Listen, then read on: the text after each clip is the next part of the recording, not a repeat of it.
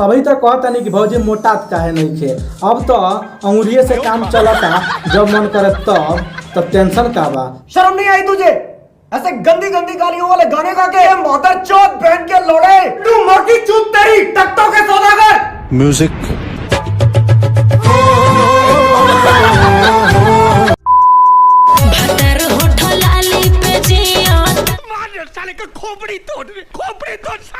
अरे जौन जैसे जियो वैसे जिए दाना, काहेला परेशान कैले बारू। अगर तारा से काल के काली गुफा मांग ले तो दे देबू का?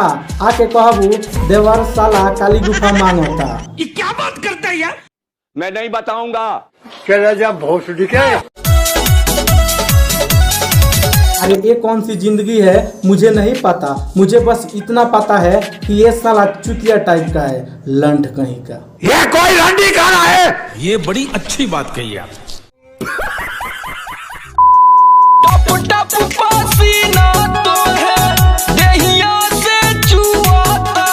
टप टप चुआ पसीना का है चटब का तू? अगर इतना ही चिंता बा तो चाट के सुखा दो, लंठ कहीं का। लड़वा लहसुन हगल मुठ